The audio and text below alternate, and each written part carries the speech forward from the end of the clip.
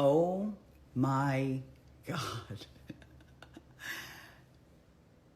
Note to future defendants, just because you can doesn't mean you should.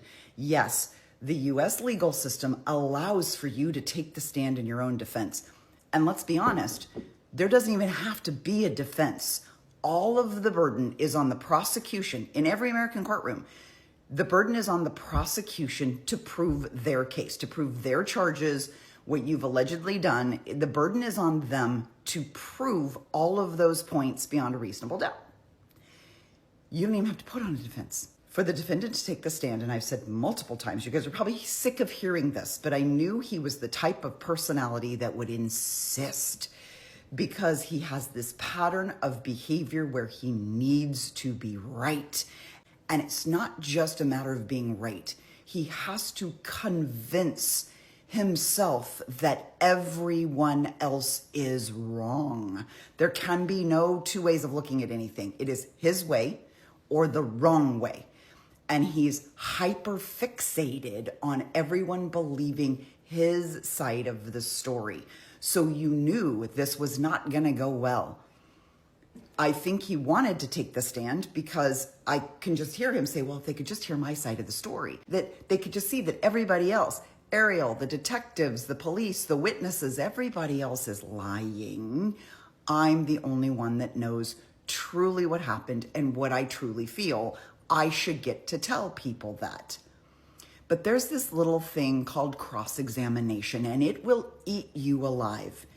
And it did. Now, I got a lot to say. I got a lot of opinions about this and this guy. This might be multiple videos. You don't have to stick around for all of them, but here's the gist. I think he's cooked. I think this was a terrible idea to get up on the stand. I think Garner did exactly what Garner was supposed to do. He presented him as neurotic and paranoid and obsessive and wanting to be right. And Gerhardt, during his telling of his story, he said a couple of things because his attorney was too stupid to frame the questions the right way, so they wouldn't let him just talk on and on and on. He said he referred to himself as meticulous. That was the first mistake. But then he'd also mentioned that Gianna, who is Ariel's best friend, that Gianna at one point or another had thought of him or called him a monster. He'd heard that she thought he was a monster. And he brings this up in his testimony because he can't figure it. He figures Ariel must be lying to them if Gianna thinks I'm a monster. So it was a throwaway comment, but the prosecutor jumped on it. And it's good. Now, this is going to be a couple videos this morning. Again, you don't have to stick around for all of them. I know I talk a lot. But let me just say, I've got photos, and it's going to be probably toward the very end of whatever the last video is that I end up making. If the verbal sparring didn't convince you, the comparison of the side-by-side photos should. Now, to frame the whole day, the day starts before the jury comes in. They have some arguments, as they always do every morning before the jury comes in. They want to talk about some stuff. Previously, the judge had ruled out, Ariel used the words sexual coercion, not just as part of a routine for being married to him, but especially during that recovery period, right? The how to heal the relationship and rebuild trust. He had some very specific expectations about sex and when it was supposed to happen and how it was supposed to happen, and kind of like a schedule, if you will. And I think Ariel had mostly sort of adhered to it, but I think when they were going through their bad times and he was still sort of demanding these things of her, he used this as a ploy, basically like, I can't forgive you, right? Part of your healing journey, Ariel, part of your accountability journey, Ariel, is to submit to me sexually. Well, the judge threw out that part in the beginning. He said it was far too prejudicial for the jury to hear about that, because that then kind of indicates that he's a sexual predator, and I don't really think anybody's charging him with that, right? The point of this case, the bigger part of this case, is the why and the what were his intentions when he was bashing his wife in the head with a rock. So don't get sidetracked. So the judge tosses out the sexual coercion piece.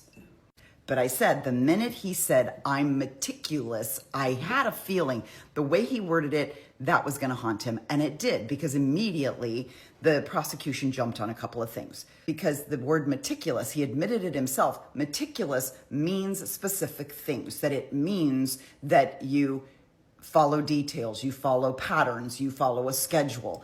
And so now, can't that sexual coercion piece come back in? And the defense is beside himself because he has no idea how to make an argument anyway. But he's like, judge, he was talking about me being meticulous when he pays bills. That doesn't mean he's sexually coercive. Well, here's what the judge says. The judge says, we're not going to talk about it as sexual coercion, but we can speak about the demands, like the schedule, if we need to. Gerhardt also said during his testimony, he kept saying he felt Ariel was lying to people, and that is what influenced him to do the spy camera and do deep dives on her and look at her phone activity, because he felt like she was lying to everybody else about the affair. Well, then the prosecution said, then can I please open the door to his behavior, the similar behavior with the previous wife? And this is what we were wondering, like, what's the story with the previous wife? Well, it turns out he also was apparently very obsessed with her phone activity, her emails, not just that, but their daughter. So he monitored his previous wife and the daughter. He monitored their phone calls, their emails, like he mirrored their gadgets so he could keep track of them.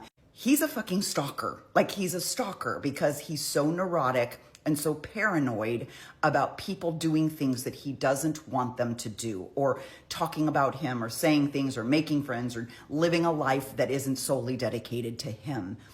That was allowed to come back in. So there was a couple of really good wins for the prosecution before we even started, because this dumb shit got up on the stand and was like, blah, blah, blah, blah, blah, blah, blah. And I knew he was going to dig himself a grave, and he did. During his testimony, that he went into detective mode. He suspected his wife was doing something. He noticed she was on the phone way more than she should be. So he went into what he called detective mode.